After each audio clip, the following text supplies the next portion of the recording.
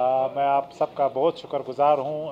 पिछले 6 महीने में आपने जिस तरह ताउन किया, बिलखसूस हर जगह आपने अपनी हाज़िरी यकीनी बनाई, सो आई एम रियली ग्रेटफुल।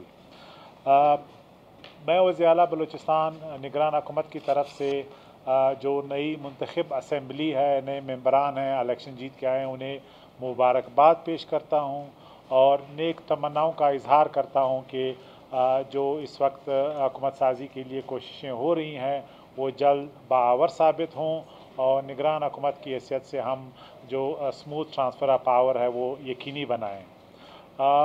पिछले 6 महीनों में निगरान गवर्नमेंट ने कोशिश की है कि पाकिस्तान के जो मेजर चैलेंजेस हैं उनको हेड ऑन टैकल करें, उनको ये यकीनी बनाएं कि जो मसाइल पिछले कई दायियों से थे उनको हम एड्रेस करने की कोशिश करें।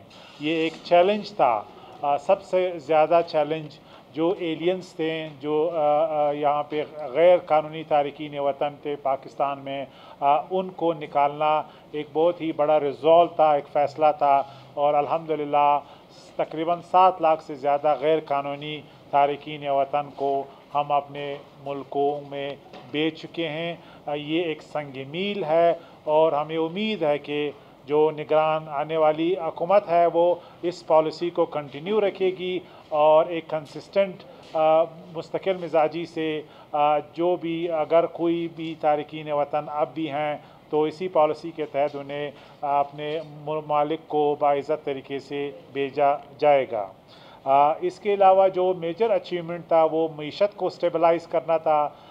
डॉलर की कीमत को जो है वो लगाम डाला गया, जिस तरीके से इन्फ्लेशन था उसको भी कंट्रोल किया गया।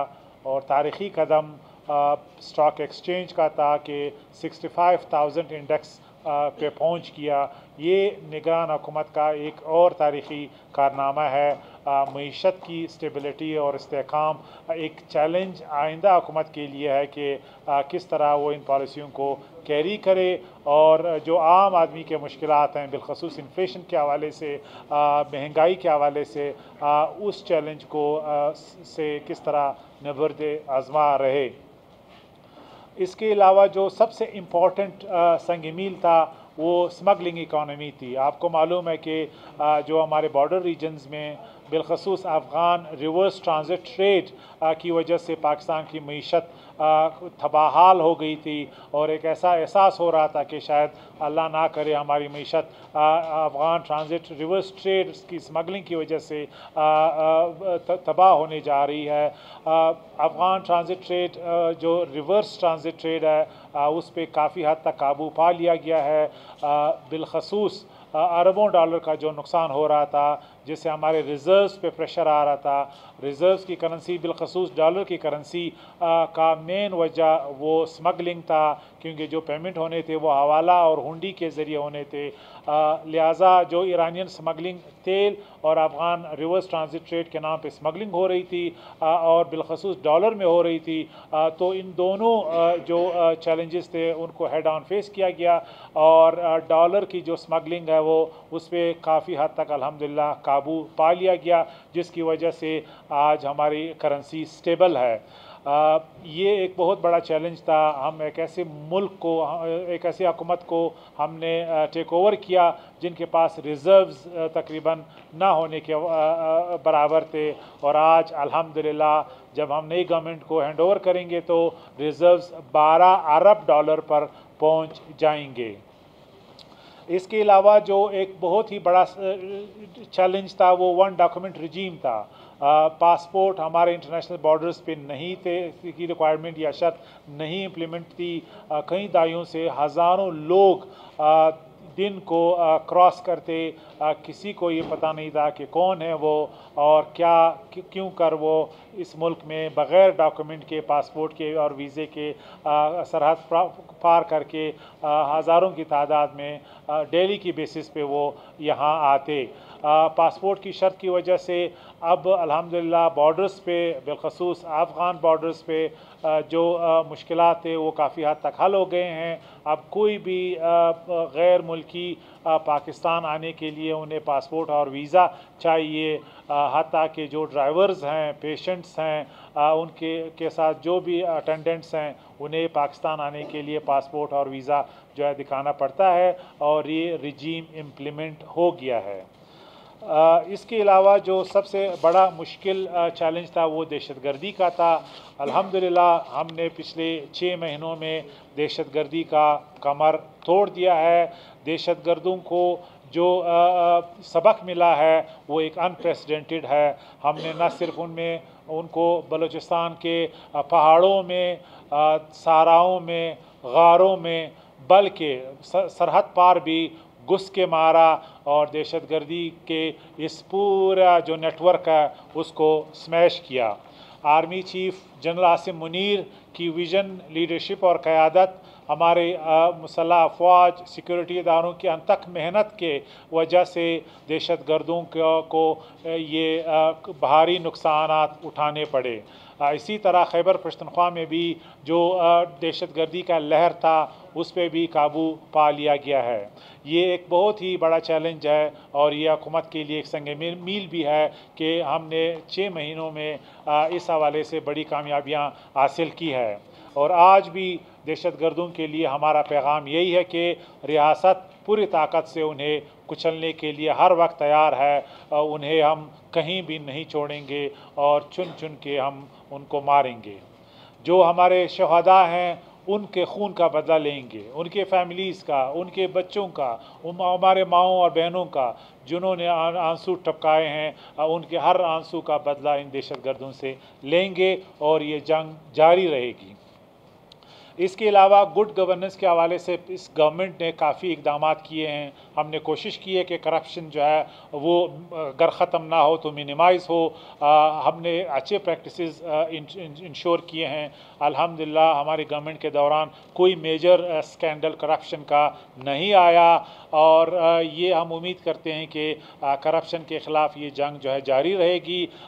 हमने शुरू किया है लेकिन इसको ख़त्म करना आइंदा हुकूमतों की ज़िम्मेदारी है। बलूचिस्तान का नंबर 1 मसला करप्शन है, नंबर 2 मसला करप्शन है और नंबर 3 मसला करप्शन है और बैड गवर्नेंस है। लिहाजा दोनों जो ऐसे चैलेंजेस हैं जिसकी वजह से लोगों में डिसइल्यूजनमेंट होती है, ये एक ऐसा चैलेंज है जो बाकी गवर्नमेंट्स को फेस करना है और हमें उम्मीद है कि वो उसको हेड ऑन इस चैलेंज का मुकाबला करेंगे।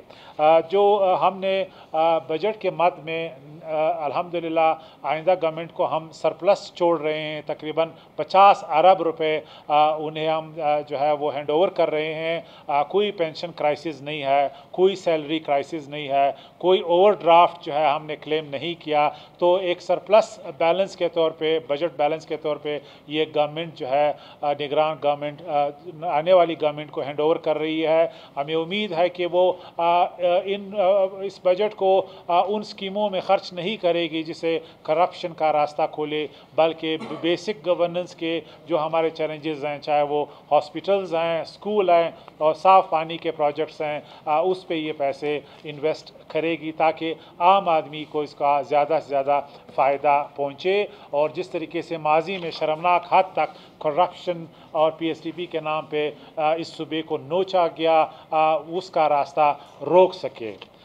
इसके साथ मैं बलूचिस्तान के वज़ीर आला मीर अली मर्दान ख़ान डोमकी, मेरे कैबिनेट के कोलीग्स सबको अप्रिशिएट करता हूं कि उनकी लीडरशिप, विज़न और हार्ड वर्क से हमने काफ़ी इस 6 महीने में स्टेप्स उठाए हैं जो आम आदमी के बेटरमेंट के लिए हैं। इसके साथ जो ब्यूरोक्रेट्स हमारे कोलीग्स हैं जिनके साथ हमने काम किया है उनको भी मैं अप्रिशिएट करता हूं। उनकी मेहनत के साथ ही हमने ये यकीनी बनाया है कि जो विज़न था उसको हम इम्प्लीमेंट करा सके, तो उनका भी मैं शुक्रगुज़ार हूँ। और आखिर में एक दफ़ा फिर आप सबका बहुत शुक्रगुजार हूँ कि आपने यकीनी बनाया, हमारे रिक्वेस्ट पे आज भी आए और आइंदा भी इंशाल्लाह आते रहेंगे। बहुत शुक्रिया। हुकूमत में भी पैसा है, तकरीबन 70% ऐसा बजट है जो ऑनगोइंग स्कीम में है और उनको तकमील यानी उनको मुकम्मल करना है, इस गवर्नमेंट की जिम्मेदारी है जो हमने इनहेरिट किया है। जो स्कीमात लॉन्च हुए हैं उसको हम मिडिल में छोड़ नहीं सकते थे, तो ये एक चैलेंज है, बिल्कुल है।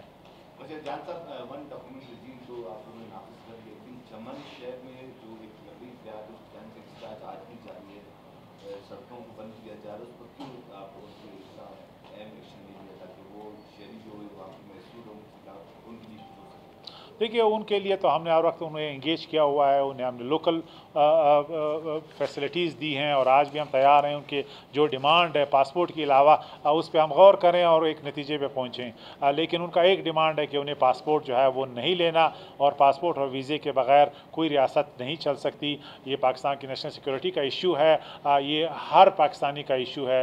लिहाजा हमारे इंटरनेशनल बॉर्डर्स में कोई भी पाकिस्तानी लॉज जिसमें पासपोर्ट एक कंडीशन है उसके बगैर आ नहीं सकता, न जा सकता है।